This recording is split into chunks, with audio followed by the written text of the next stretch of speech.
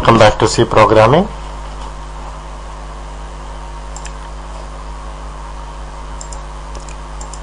In this video we are going to see a simple program as include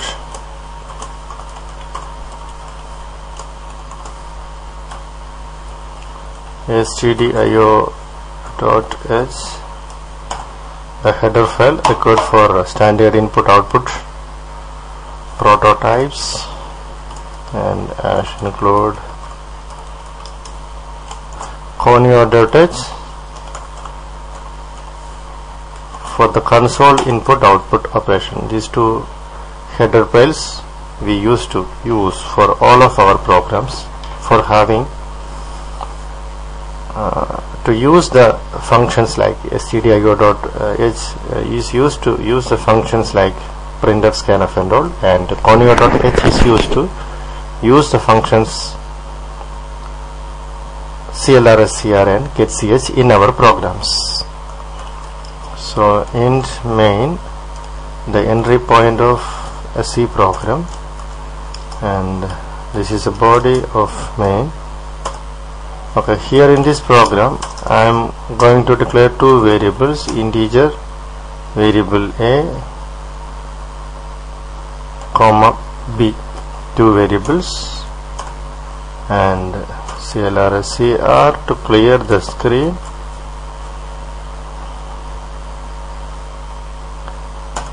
and I'm going to initialize some values for a and b. A equal to 10 semicolon, b equal to 20.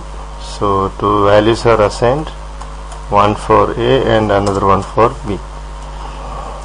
Okay, one more variable I need to declare, that is for C,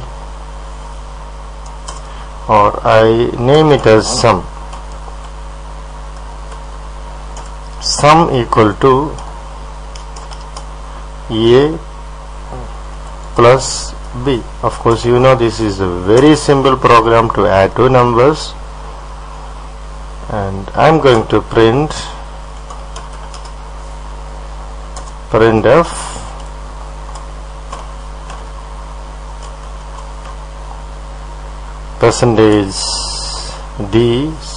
percentage d comma sum, and get ch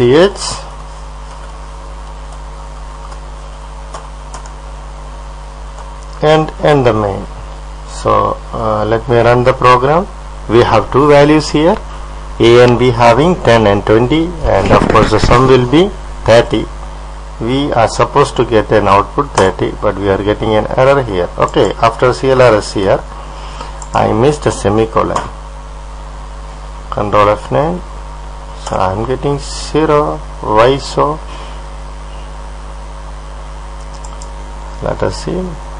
A equal to 10, b equal to 20, sum equal to a plus b, printf percentage d and sum. There is nothing found wrong in this program. Control F9. Again I am getting C. What will be wrong in this program? Percentage d, printf percentage d comma sum equal to a plus b, a b. I'm not getting the reason for error. Okay, let me assign some value and let me run. Okay, nothing wrong, only the wrong thing is with my video. Okay, sum equal to a plus b. Okay, it's working fine, there is nothing wrong. The answer is 30. The answer is 30. So 10 plus 20 equal to 30. This is a simple program just to add two numbers. So there will be no confusion for you in this program. Let us see this program in a different method. Here in this program we have a little bit change. Include stdio.h, conio.h. Two header files are added here. As usual, we have the main, Here in this program I have declared three variables, star ptr1, star ptr2, star ptr3. Of course, what is star? So let me delete all stars here. So three integer variables are there in this program. Oh, sorry.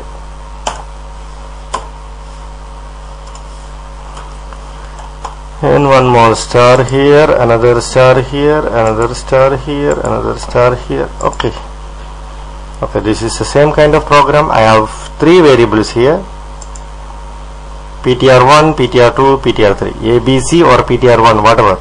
That is just the variable name or the references of the memory locations. In this location ptr1 I have a value 230. Okay, let me round it off. So let it be 200. And in the ptr2 it is 100, and ptr3 is the sum of these two values, 200 plus 100, of course it will be 300, and the 300 is going to be printed over here in this printf statement. Let me run it and see. Oh yeah, it is getting. Okay, this is the same kind of program which we have seen, a, b, sum and all. Just we are having two variables and we are adding. Okay, in this let us try something else. I am going to put star here. So what is going to make the difference? So the same variable, I am putting one star here. So if you put a star in front of the variable in the time of declaration, then these variables are called pointer variables. In the usual variable, the variables without star, those variables are variables supposed to store the values, but in the case of pointer variables, we use a star symbol before the variable name, and in this case of these pointer variables, they are supposed to store the memory location where the exact value is stored. And in this case, the value 100 is stored somewhere in the computer's memory location. We don't know where it is. In that location, the exact memory location where it is stored, that is going to be stored in these variables. So these variables are having, these pointer variables are having the memory addresses, not the exact value. The exact value will be stored somewhere in the memory. That address values will be stored in the variable. Such variables are called pointer variable. So here star ptr1 refers to pointer variable. This is another pointer variable, star ptr2, star ptr3 is the third variable. So we have three pointer variables used here, and for the pointer variable 1 is having some location stored in it, and in that particular location I am going to store 200. 200 is not going to be stored in ptr1, but this 200 is going to be stored in a memory location whose value is stored in ptr1. In the same way, ptr2 is pointing to some memory location. In that particular memory location is going to hold this value of 100, and these two values pointed by this ptr1 and ptr2 memory locations are extracted. The exact values 100 and 200 were extracted from the memory locations which are all pointed by ptr1 and ptr2 is added. That is 200 and 100, the actual values are added, and that sum is going to be stored in a place which is pointed by ptr3. So we are getting the sum here just using the pointer variables. And here in the printf statement, we are going to print the value in the memory location which is pointed by this ptr3. So let us run this program. Of course the answer is same, 300. Then what is the strange thing in the pointers? Nothing. It's very simple and easy, just as the variables, the normal variables. There is no difference for the programmer. Okay, certain things we have to consider while working with the pointers and the pointer variables. While declaring the pointer variables, we have to give the star symbol.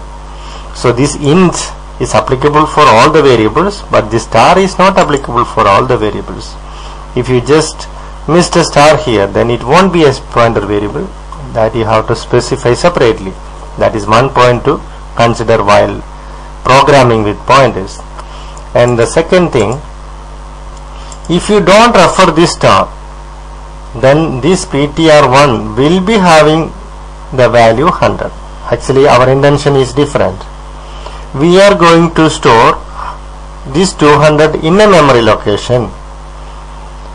That memory location's value is already there in PTR1. In that case we need the star. This is value operator. The address in this variable will be having this value. So this is an indirect method. This PTR1 is really having the memory location, and if you put the star, then it is going to point to the value. So here also, if you don't put star, you are going to get different answer. These two values, these memory address values will be added, and that will be stored here. And while printing also we have to be careful. You have to use star. So one easy and simple method is, if you are using pointer variables, use the star more or less everywhere. If you want to store, if you want to take the values, in this case we are taking the values. If you want to store here, all these places we are. If you want to do some operations, if you want to declare, so better to use star more or less all the places like this. Not exactly all the places, but of course more or less almost all the places. If you run the program, okay, the answer is okay. Suppose if you miss one star here, so what will be the answer? Let me run and see. It is giving some value, -28707. That value will change from system to system and time to time and execution to execution, because that is the memory address where the actual value 300 is stored. So the result 300 is stored somewhere in the computer system in a particular memory location, and that gives this address. That value is stored in this particular address. This is a memory address. So we should not miss this star here if you really want the value. And in this case, if you are missing these two stars, so then let us see what is going to happen. Control F9. So it is giving invalid pointer addition. So we cannot add pointer values like this. Of course it is giving an error, so that's helpful for us, so we will not make annoying mistakes. But if you put star one place and if you don't use star in the another place, again the program is executing without giving any mistake, but we are doing the real mistake. The address value is added with 100. 100 is the value pointed by 200. Excuse me. So we should be careful about this. So we have to use this pointer. Of course, if you use the star operator to extract the values, then it is much more simple, and we can use pointers just as the ordinary variables. So these are the pointer operation relating with integer data type. So try it out by doing some changes in the program. You can play with the program, you can make your own changes and try it out. And hope you have enjoyed this video.